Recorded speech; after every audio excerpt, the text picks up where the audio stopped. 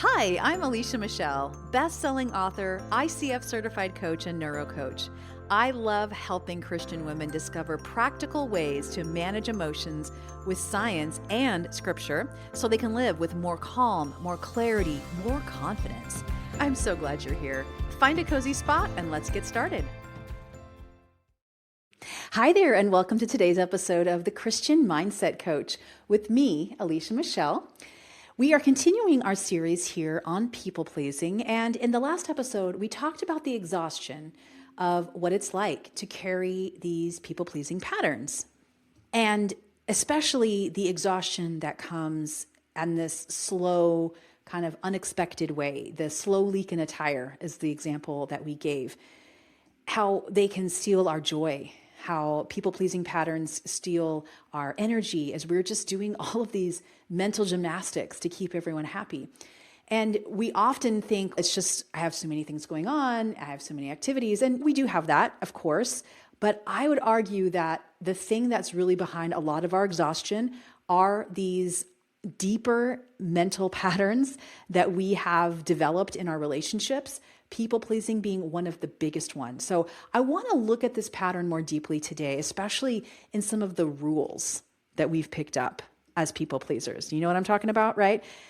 That rule of you need to be like this, you need to not say this. I think we can sum that all up as the good girl, the one who does what she's told, the one who keeps the peace, the one who doesn't upset the things that have been established as part of the rules, and I put that in quotes, rules of the family. That's quite a heavy burden to carry as a person, especially if that was a burden that you gained as a child and you carried that as a child, because we don't know any different. This is how maybe we were raised. This is what we adopted as part of a survival way to get through, to just compensate for things.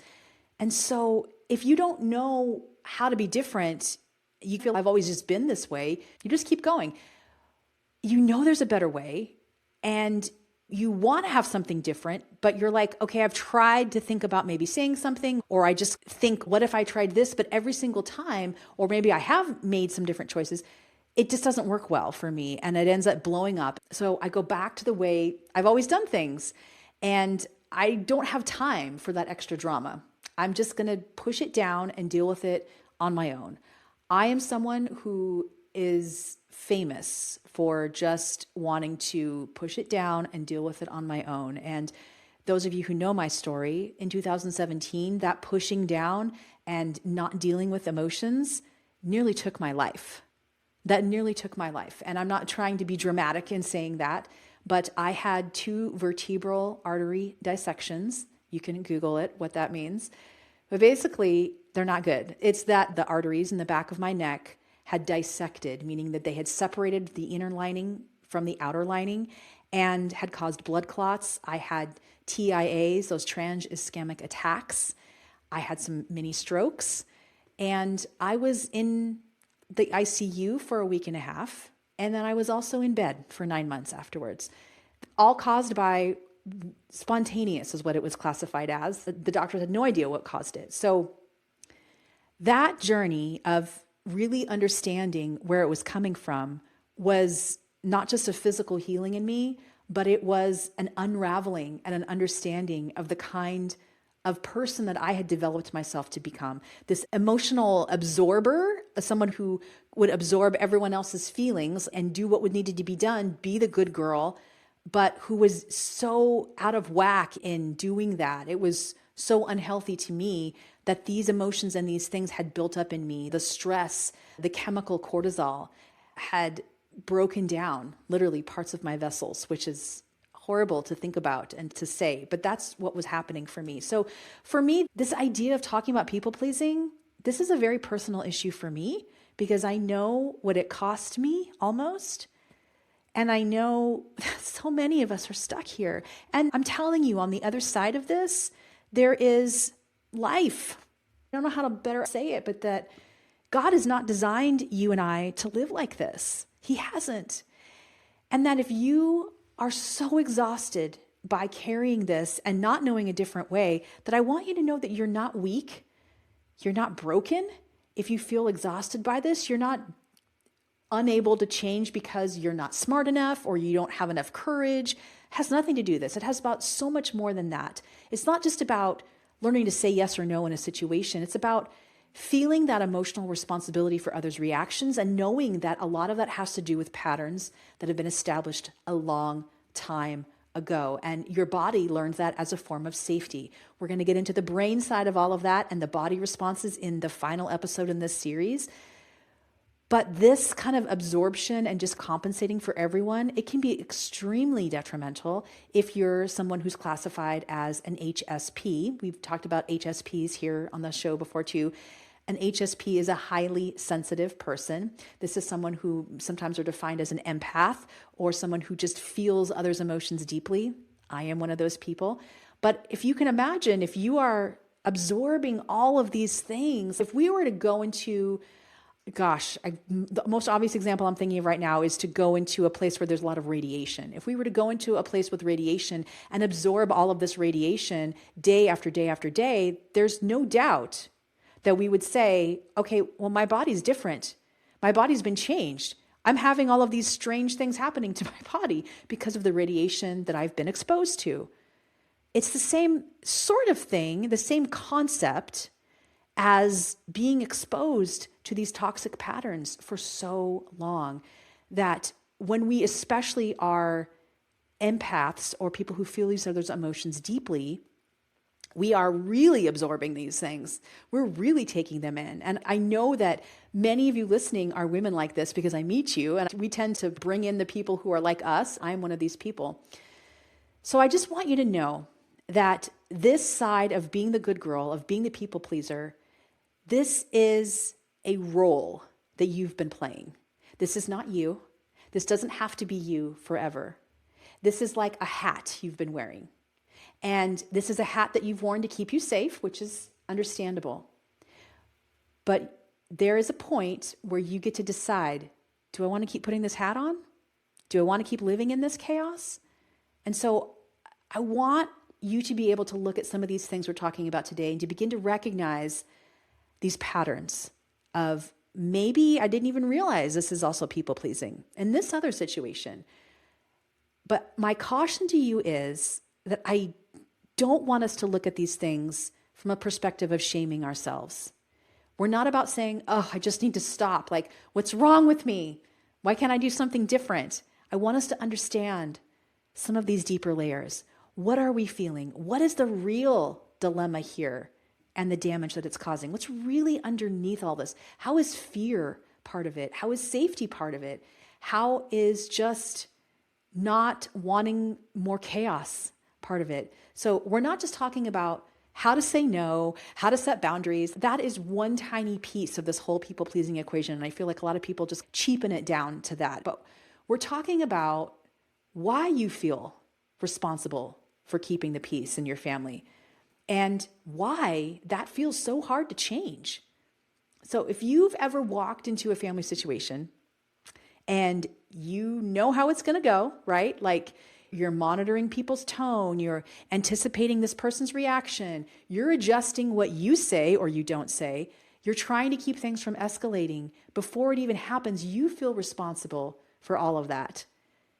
That is classic people-pleasing behavior. And it's exhausting because it means that you are constantly managing everyone else's emotions. Look, you and I were designed to only manage our own emotions. And wouldn't you agree that's enough? Right? Like it's hard enough just to deal with our own emotions, but we have this gift as empaths of being able to notice and to see what's going on in others' lives, to enter into pain. This is a much needed gift in this world. But like some of these gifts that we're given, they can be twisted. They can be put in a place where they're not being used for good. They're being used in a harmful way. And so even sometimes not just harmful to us, but harmful to the other people because we're allowing them to perpetuate these patterns that aren't helpful for them.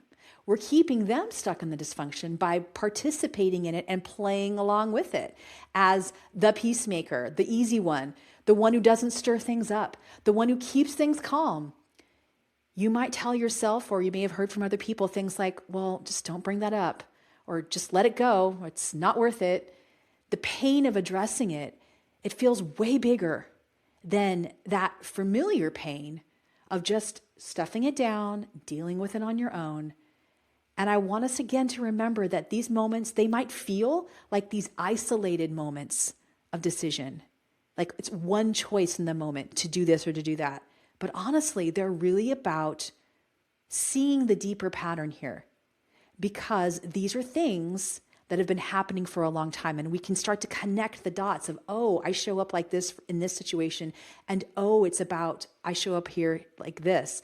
So it's about lovingly identifying and changing these patterns of who you and I have learned that we need to be, so that we're not just responding to a situation, we're not just compensating, we're not absorbing in a way that's unhealthy. I'm not encouraging you to say stop being an empath. I'm not saying stop being emotional. I'm not saying stop absorbing and sitting with others and feeling their feelings. That's a gift from the Lord. We're not changing who we are. We're changing how we can use that in a healthier way, because this is keeping us stuck and our body stuck in dysfunction. We want to not just respond to a situation. We want to step into a role that is healthier. The big problem is, of course, that we're not just doing this from a logical perspective. Our body and our mind wants to respond the way it's familiar with. And that response probably made a ton of sense for a long time in your life. That was the way you had to survive. Your subconscious mind learned the pattern that this is how you stay safe. This is how you keep peace. And we most often see this in family patterns, such as minimizing or dismissing your feelings, or not saying what you really think, tolerating behavior that's hurtful, or avoiding honesty to avoid drama and fighting. And so we just think, if I just stay quiet, if I don't rock the boat,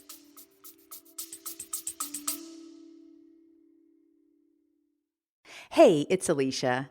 Do you replay conversations long after they're over, or feel responsible for how others are feeling? Or how about this? Say yes when you really just want to say no? If you're stuck in that cycle of people pleasing and feeling responsible for everyone else, you are not alone, and there's a reason that your brain keeps going back to these patterns. That's exactly why I created the People Pleasing Check-In Workbook. It's a simple, self-guided assessment with powerful coaching questions, the kind I ask my clients, to help you understand what's really driving your people pleasing, so you can finally see your patterns more clearly, understand what's behind them, and recognize how they're affecting your relationships and everyday peace. Because understanding the patterns is the first step to getting free from people pleasing. If you're tired of the overanalyzing, the ongoing guilt, and the pressure to keep everyone happy, grab the People Pleasing Check-In Workbook and start your path to more peace, healthier relationships, and renewed confidence. Find it at aliciamichelle.com/people-pleasing. That's aliciamichelle.com/people-pleasing. If I can just deal with this inside, we're not being honest with ourselves or others. I mean, think about that. We're not being honest. We're living this false version of ourselves.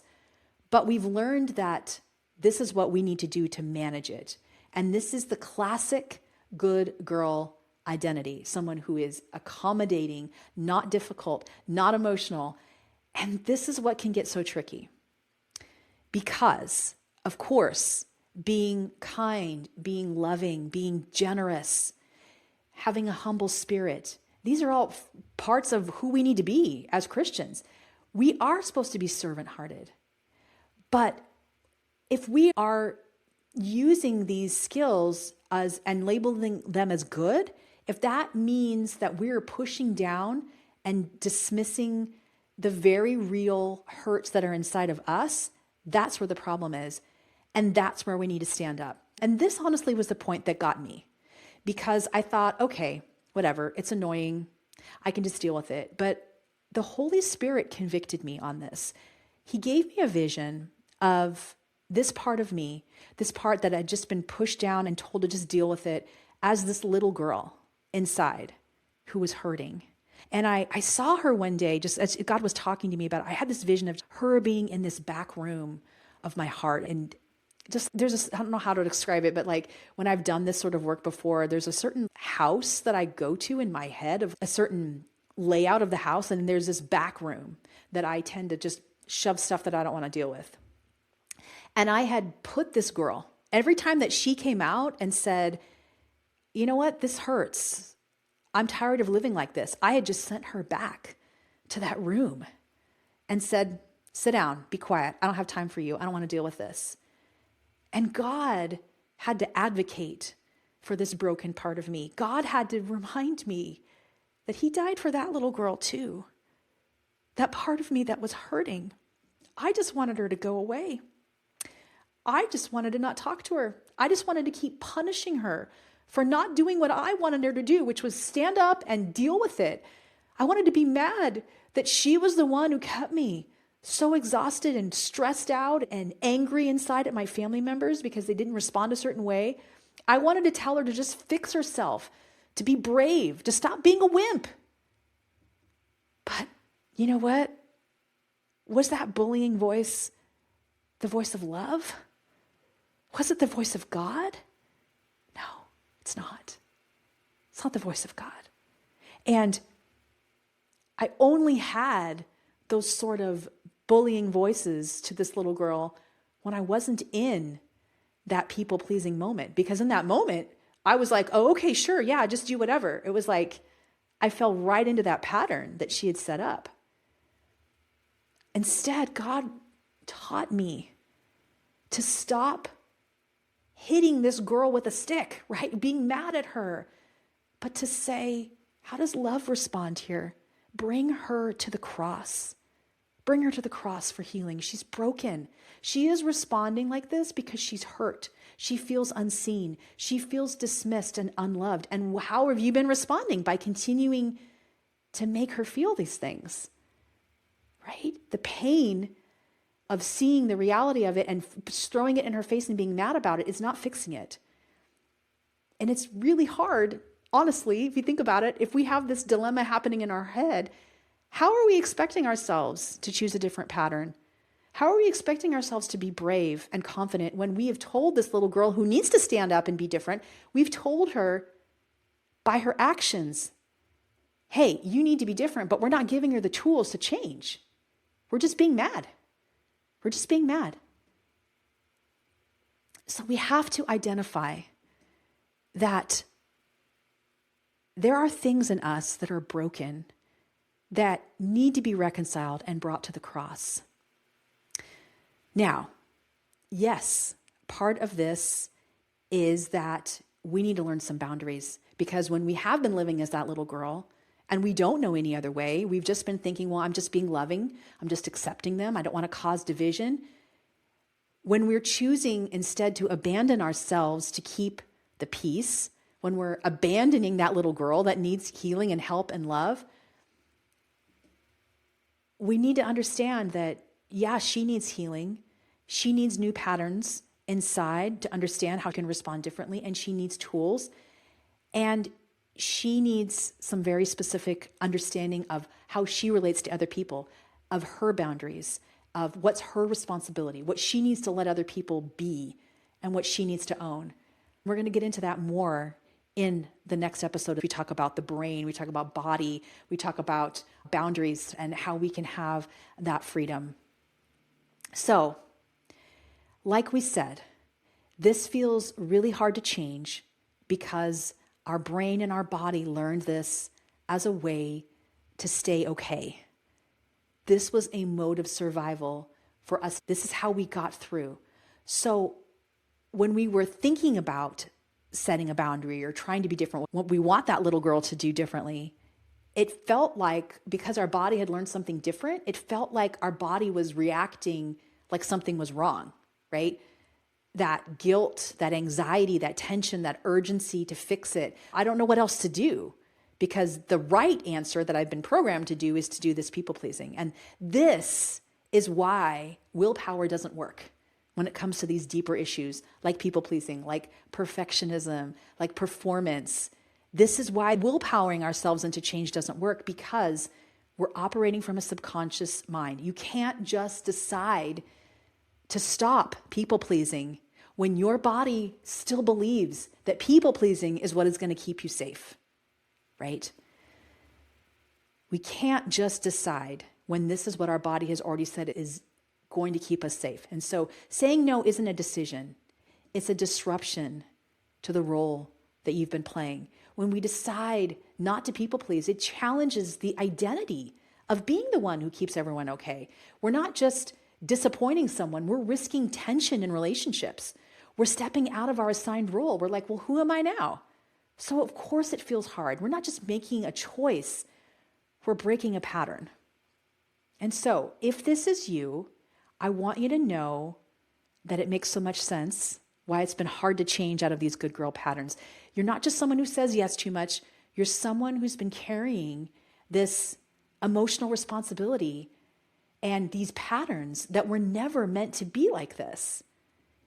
The goal isn't to become more harsh or more disconnected to this side of ourselves. It's to learn how to stay grounded in who God says we are. It's to learn how to rewire those thoughts to a way where our logical mind and our subconscious patterning line up. And then when we can operate from a brain that is lined up like that, we can begin to make different choices. And that's the power of brain priming. I love taking women through brain priming because brain priming is this subconscious pattern where we're rewiring. This is the work that we talk about in the Bible. The Bible says, renew your mind. This is the science behind it. When we do this work, we show up in that situation again, and we've already been doing the work underneath. We're finding that we can make that decision without even realizing it. And I have share story after story of women who are like, I've been doing this work, and then now I'm at this place where it's like, oh, I would have said this before, but now I just naturally said this because it's being changed on the subconscious level. And so on our next episode, we're going to talk about how can we respond differently without relying on willpower, without losing who you are, without yelling at this inner girl that's so tender and so hurt and who's just doing what she knows what she needs to do. So I want to just say, I know this episode was a little tender, and I hope that more than anything, that this gives you relief and understanding for why you've been doing what you're doing, and compassion more than anything, that this isn't just about you being too weak to change the behavior, you not being smart enough to change it, that there is hope, that you don't have to stay in this. And so I would encourage you to take advantage of this opportunity to learn more about these patterns and how they're affecting you with the people-pleasing check-in, which is this guided reflection to understand your patterns, to respond differently. You can break free from the exhaustion, the relationship strain of people-pleasing with these guided prompts and exercises from these 3 powerful podcast episodes. The first one being the last one, this episode, and then the one we're going to record next week, designed to bring clarity, relief, and a path towards emotional freedom. So you can start it now. Even though all 3 episodes aren't released, you can start going through them now and have time to just unpack all of these things. It's a really great tool to begin exploring this issue.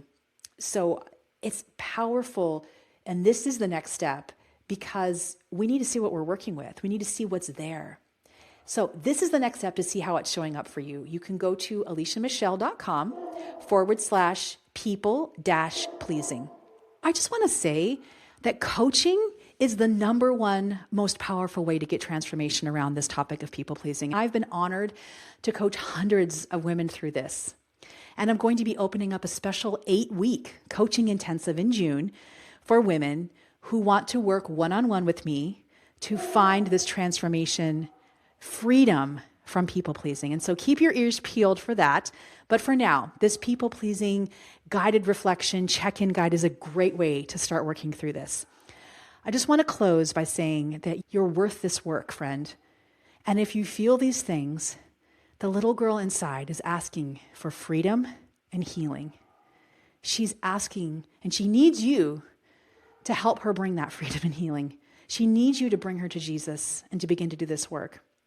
So next time we'll go into exactly what it looks like to get that healing, not just using willpower, but understanding the brain patterns, the body sensations, even the issues coming up with God, and how to begin to do that other side of it of believing, I don't have to live for men anymore, I just live for Jesus.